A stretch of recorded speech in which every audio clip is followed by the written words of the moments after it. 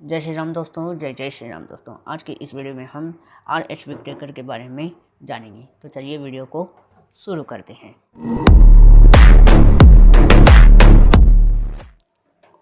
तो 1969 में RH विक्टेकर ने 5 जगत वर्गीकरण दिया। पहला है जगत मोनेरा, दूसरा है जगत प्रोटिस्टा, तीसरा है जगत फंजाई और चौथा है जगत प्लांटी और पांचवा है जगत एनिमेलिया।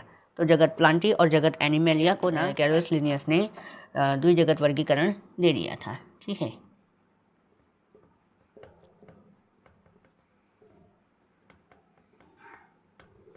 इसको स्क्रीनशॉट ले लीजिए। अब हम इसके आधार के बारे में पढ़ेंगे कि RH विक्टेकर ने किसके आधार पर कौन कौन से वो आधार थे जिससे वह 5 जगत वर्गीकरण को देने में सफल हुए। तो RH विक्टेकर ने 5 जगत वर्गीकरण के 3 आधार दिए। ठीक है, तो पहला आधार है केंद्रक झिल्ली की उपस्थिति एवं अनुपस्थिति। ठीक है, मतलब जिसमें केंद्रक झिल्ली है, जिस जीव में केंद्रक झिल्ली होता है उसे हम यूकैरियोटिक कहते हैं, और जिसमें केंद्रक झिल्ली की अनुपस्थिति होती है, मतलब उपस्थित नहीं होती है, केंद्रक झिल्ली की उपस्थिति नहीं होती है, तो उसे हम क्या कहते हैं? प्रोकैरियोटिक कहते हैं। क्या कहते हैं? प्रोकैरियोटिक। ये आपको याद रखना है, बहुत ही ज़्यादा इम्पॉर्टेंट है। ठीक है, इसको हाईलाइट कर देता हूँ अच्छे से, तो आपको अच्छे से समझ में आएगा। ठीक है, ये देख लीजिए।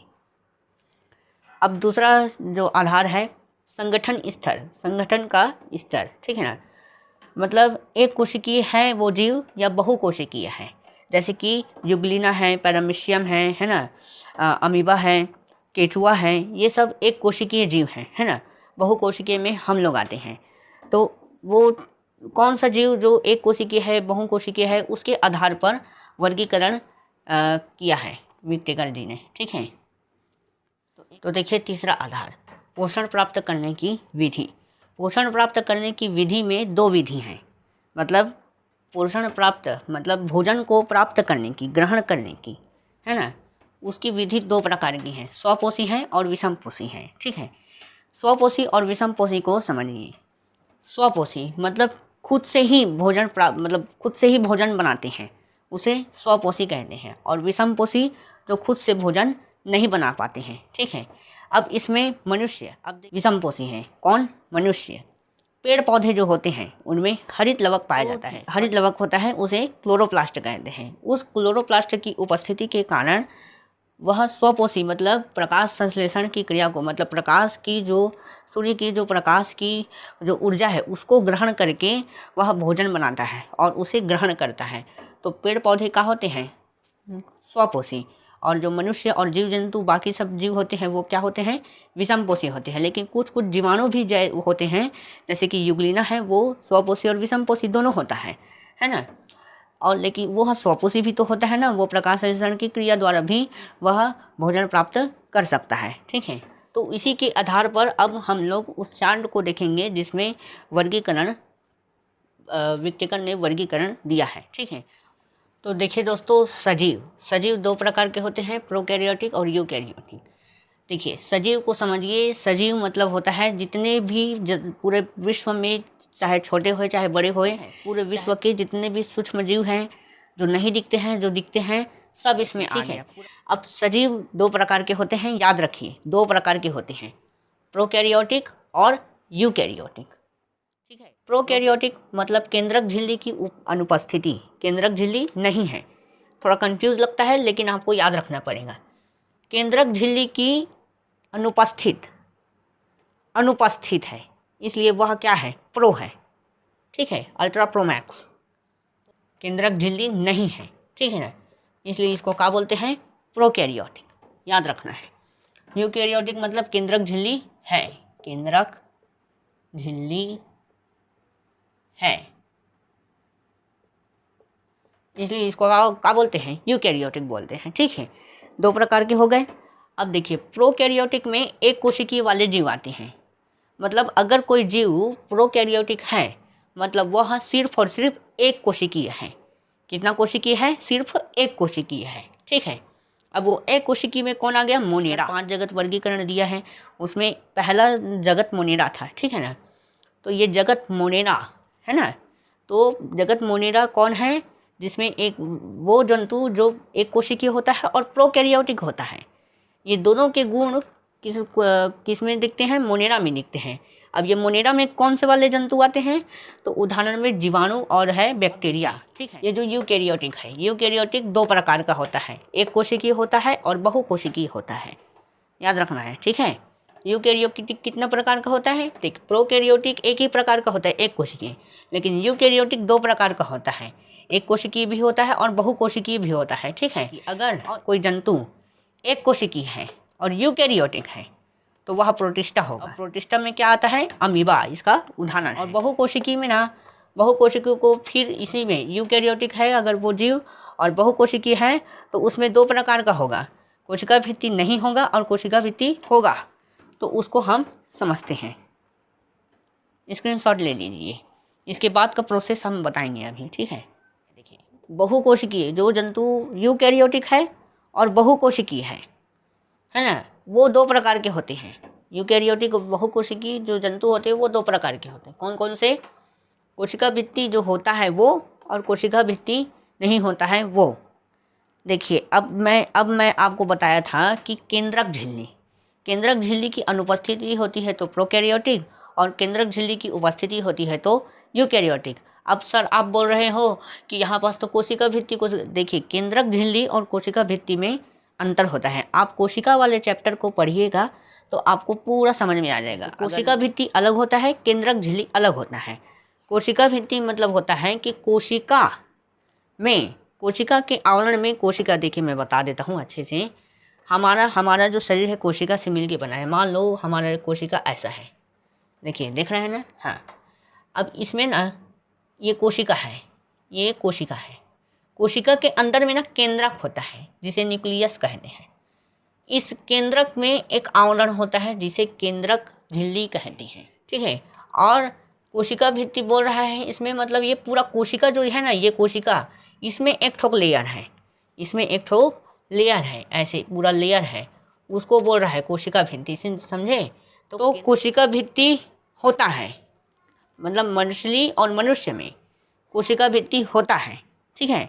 मछली और मनुष्य में कोशिका भित्ति होता है, वो जगत एनिमेलिया में आता है, ठीक है। जगत एनिमेलिया में आता है। जैसे कि बहुकोशिकीय है, यूकैरियोटिक है, कोशिका भित्ति है, तो वो किस में आएगा, मछली और मनुष्य मतलब वो किस में आ गया, जगत एनिमेलिया में आ गया, ठीक है। अब कोशिका भित्ति नहीं है, वो 2 प्रकार के होते हैं। प्रकाश संश्लेषण नहीं कर सकते और प्रकाश संश्लेषण कर सकते हैं, ठीक है। प्रकाश संश्लेषण नहीं कर सकते उसमें आते हैं फंजाई मतलब आप समझ सकते हैं फफूंद, इसमें उदाहरण राइजोपस है, ठीक है। देखिए फंजाई मतलब फफूंद, जैसे सेब वेब है, जब सड़ जाता है तो जब सड़ जाता है ना, तो उसमें इतना सफ़ेद एक ठोक लेयर जम जाता है, उसी लेयर को फफूंद कहते हैं, है ना। कुकुरबुट्टा जी वैसे तो कहते हैं। अब ये कई लोग फुट्टी बोलते हैं, है ना, क्या बोलते हैं, लेकिन इसका बहुत सारा नाम है। अब प्रकाश संश्लेषण कर सकते हैं, ये नहीं कर सकते ना, प्रकाश संश्लेषण नहीं कर सकते, ठीक है। प्रकाश संश्लेषण कर सकते हैं प्लांटी, पेड़ पौधे जितने, तो ये जितना भी जगत है इसका वर्गीकरण इसी प्रकार से हुआ है। अब देखिए, हम जो मनुष्य होते हैं वो यूकैरियोटिक होते हैं, ठीक है। हम जो मनुष्य होते हैं वो क्या होते हैं, यूकैरियोटिक होते हैं। फंजाई भी होता है यूकैरियोटिक, प्लांटी भी होता है यूकैरियोटिक, कन्फ्यूजन नहीं होंगे आप, ठीक है। तो स्क्रीनशॉट ले लीजिए। अब हम एक एक करके सबको समझेंगे, जगत मोनेरा, जगत प्रोटिस्टा, ये सब। तो दोस्तों, जगत मोनेरा मतलब किंगडम मोनेरा, ठीक है। मोनेरा को मोनेरा ही कहते हैं हिंदी में भी।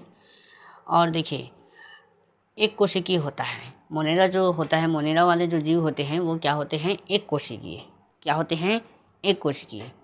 इसमें केंद्रक झिल्ली की अनुपस्थिति होती है, इसलिए ये प्रोकैरियोटिक होते हैं। क्या होते हैं, प्रोकैरियोटिक, ठीक है। और ये स्वपोषी और विषमपोषी दोनों प्रकार के, मतलब इसमें विधि होती है पोषण प्राप्त करने की, ठीक है। और कोशिका भित्ति होती है जो किससे बनी होती है, प्रोटीन एवं कार्बोहाइड्रेट से बनी होती है। प्रोटीन एवं कार्बोहाइड्रेट से बनी होती है, इसलिए इसे पेप्टिडोग्लाइकेन कहते हैं। क्या कहते हैं? पेप्टिडोग्लाइकेन कहते हैं। उदाहरण में जीवाणु हैं, एनाबिना है और बैक्टीरिया है। ठीक है दोस्तों, देखिए ये जो देखिए जगत प्रोटिस्टा, किंगडम प्रोटिस्टा। ठीक है, देखिए जगत मोनेरा और जगत प्रोटिस्टा दोनों में सिर्फ और सिर्फ एक ही अंतर है। वो क्या है?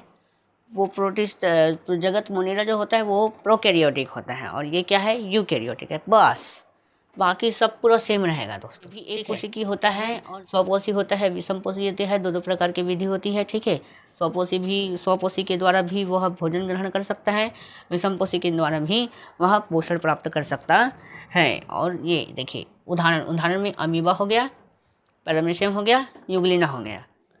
देखिए दोस्तों जगत फंजाई। ठीक है, जगत फंजाई मतलब जगत फंगी कहते हैं इंग्लिश में। ठीक है, इसमें पहला जो है देखिए तंतुमय होते हैं, वो ज़्यादा शाखा निकला हुआ होता है। ठीक है, तंतुमय होते हैं, तंतु जाल बनाते हैं। ठीक है, इसी तंतु जाल को ना कवक जाल या फिर माइसीलियम कहते हैं। क्या कहते हैं? माइसीलियम। ये माइसीलियम है। ठीक है, माइसीलियम आप लिख दीजिए, मैं बोल रहा हूँ माइसीलियम। ठीक है, और ये दूसरा एक कोशिकीय और बहुकोशिकीय तथा यूकैरियोटिक होते हैं, विषमपोषी होते हैं। ये क्या होता है? स्वपोषी नहीं होते, इसमें प्रकाश संश्लेषण की क्रिया नहीं होती। ठीक है ना, ये विषमपोषी होते हैं। चौथा है इनकी कोशिका में हरित लवक मतलब क्लोरोप्लास्ट नहीं पाए जाते हैं।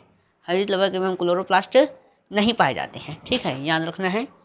जैसे कि म्यूकर है, उदाहरण में म्यूकर, ईस्ट, राइजोपस जो होता है ना वो ब्रेड में होता है, ब्रेड में। ठीक है, राइजोपस। ठीक है, जगत प्लांटी। हाँ, तो ये बहुकोशिकीय व यूकैरियोटिक होते हैं, बहुकोशिकीय होते हैं और यूकैरियोटिक होते हैं।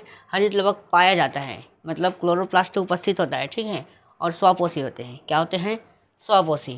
ठीक है, और तीसरा इनकी कोशिका भित्ति सेल्यूलोज की बनी होती है। इनकी जो कोशिका भित्ति होती है ना वो सेल्यूलोज की बनी होती है। स्पायरोगैरा शैवाल। ठीक है, ये सब बाकी जो पेड़ पौधे होते हैं वे। चलो दोस्तों, ये आखिरी है पांचवा, जगत एनिमेलिया। ठीक है, किंगडम एनिमेलिया। ठीक है, तो इसमें बहुकोशिकीय और यूकैरियोटिक होते हैं और विषमपोषी होते हैं, जो अंतर्ग्रहण द्वारा अब भोजन को ग्रहण करते हैं। ठीक है, इसमें विशिष्ट अंग होते हैं यही अंतर्ग्रहण करने के लिए। जैसे कि हमारे में हाथ होता है, मनुष्य में हाथ होता है, तितली में खून मतलब तितली में चूसने की नली होती है, मच्छर में खून चूसने की नली होती है कि नहीं? तो इनमें विशिष्ट अंग होता है। जैसे पक्षी में चोंच होता है कि नहीं? तो ऐसे सब हैं।